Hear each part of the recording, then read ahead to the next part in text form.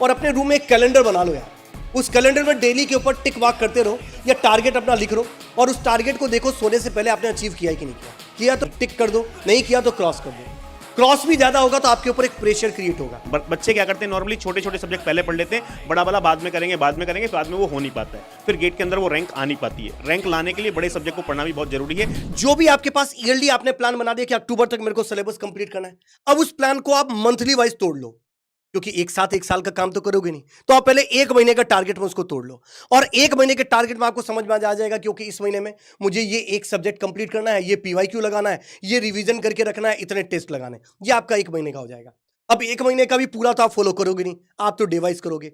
इस monthly plan को भी आपको तोड़ना है पहले वीकली प्लान में इस साल, क्योंकि बड़े से टारगेट जब दिखते हैं ना तो घबराहट सी हो जाती है, तो उसको तोड़ना बहुत जरूरी है। उसके बाद वीकली बेसिस पे तोड़ लो कि हर वीक आपका क्या काम करना है और उस वीक के बाद आपको तोड़ना है उसको डे वाइज प्लान में कि हाँ आज मेरे लिए ये टारगेट है। और अपने रूम में एक कैलेंडर बना लो यार। उस कैलेंडर में डेली के ऊपर टिक मार्क करते रहो या टारगेट अपना लिख लो और उस टारगेट को देखो सोने से पहले आपने अचीव किया है कि नहीं किया तो क्रॉस टिक कर दो, नहीं किया तो क्रॉस कर दो। क्रॉस भी ज्यादा होगा तो आपके ऊपर एक प्रेशर क्रिएट होगा और नेक्स्ट डे हो सकता है कि आप डबल एफर्ट लगाओ अगर आप अपने टारगेट को लेके, अपने ड्रीम को लेके अगर फोकस्ड हो तो ये आपको थोड़ा सा बनाना चाहिए।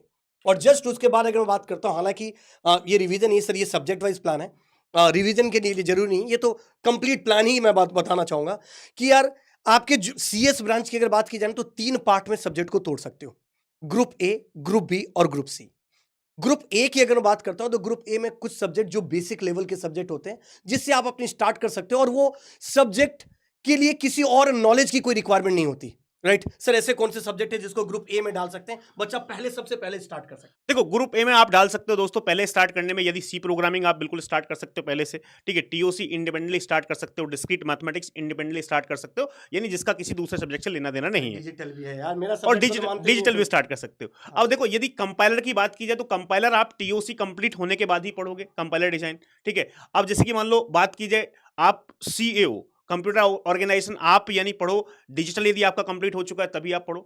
बाकी सब्जेक्ट जैसे कि डीबीएमएस की बात की जाए, इंडिपेंडेंट सब्जेक्ट है, आप कभी भी पढ़ सकते हो, ठीक है। यदि कंप्यूटर नेटवर्क की बात की जाए तो इंडिपेंडेंट है, उसको भी कोई किसी सब्जेक्ट से बहुत ज्यादा लेना देना नहीं है नॉर्मली, लेकिन लोग कंप्यूटर नेटवर्क से यदि कुछ नहीं आता तो स्टार्ट नहीं करते हैं बिकॉज थोड़ा सा लेंदी सब्जेक्ट है। लेकिन ड्रॉपर बच्चे जितने भी हैं मैं उनको सजेस्ट करूंगा, ड्रॉपर बच्चे हमेशा ही मोस्टली जो रैंक लेके आते हैं नेक्स्ट टाइम वो कंप्यूटर नेटवर्क से स्टार्ट करते हैं, बिकॉज बड़ा सब्जेक्ट है, स्टार्टिंग में आप कंप्लीट कर लोगे तो बाद में आपको टेंशन नहीं रहेगी, ठीक है। नहीं तो बच्चे क्या करते हैं, नॉर्मली छोटे छोटे सब्जेक्ट पहले पढ़ लेते हैं, बड़ा वाला बाद में करेंगे बाद में करेंगे, बाद में वो हो नहीं पाता है, फिर गेट के अंदर वो रैंक आ नहीं पाती है। रैंक लाने के लिए बड़े सब्जेक्ट को पढ़ना भी बहुत जरूरी है। डिस्क्रीट मैथ और यानी कंप्यूटर नेटवर्क ये थोड़े बड़े सब्जेक्ट हैं यदि नंबर ऑफ आवर्स वाइज देखा जाए तो, इन दोनों को स्टार्टिंग में निपटा लो। इसका मतलब सर ग्रुप ए में कौन कौन से सब्जेक्ट, 3 सब्जेक्ट अगर बोला जाए कौन सा रखना चाहिए?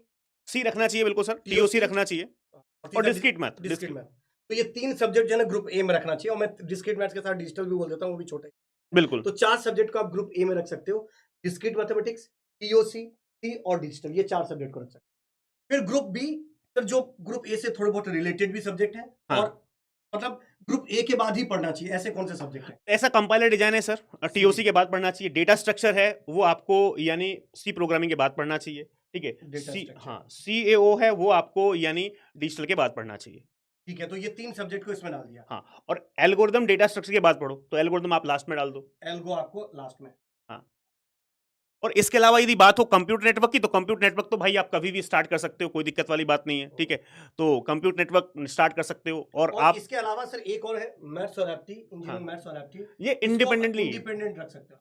हाँ, ये 2 सब्जेक्ट तो आप डेली चलते रहो भाई, एक एक घंटा, आधा घंटा, हाँ, आधे घंटे 1 घंटे पढ़ते रहो। ये मैथ एप्टी तो यहाँ से स्कोरिंग है यार, एप्टीट्यूड में तो सबके मार्क्स ही आते हैं, थोड़ा सा भी आप पढ़ लोगे ध्यान से, यानी मैथ और एप्टी में 150-200 घंटे दे दोगे आप, तो यानी यहाँ से आप 15 में 15 ले आओगे, कोई दिक्कत वाली बात नहीं है। बिल्कुल बिल्कुल, एक डिटेल्ड प्लानर भी हम आप लोगों को पूरा आपके ऊपर शेयर कर देंगे। और सर 2025 वाले बच्चों के लिए गेट पोस्ट गाइडेंस, पूरी गाइडेंस, जैसे कि आंसर की रिलीज हो जाएगी, आंसर की रिलीज होने के बाद आपको आइडिया हो जाएगा कितने मार्क्स आपके आ रहे हैं, तो हर एक बच्चे को यानी मार्क्स के हिसाब से हम दोस्तों गाइड करेंगे किसके लिए कौन सा कॉलेज बेस्ट है, कौन सी ब्रांच बेस्ट है।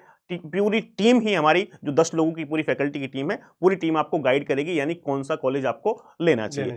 जो 2025 के अंदर गेट लिखने वाले हैं उनके लिए भी हम खड़े हैं, 2026 के अंदर जो गेट लिखने वाले हैं उनके लिए भी खड़े हैं, जिन्होंने 2024 में लिखा था उनके लिए भी खड़े थे। तो ये पूरी टीम हमारी आप स्टूडेंट्स के साथ है। कोई भी समस्या है आप हमको बताइए, हम आपकी हर समस्या का दोस्तों समाधान करने के लिए खड़े हुए हैं।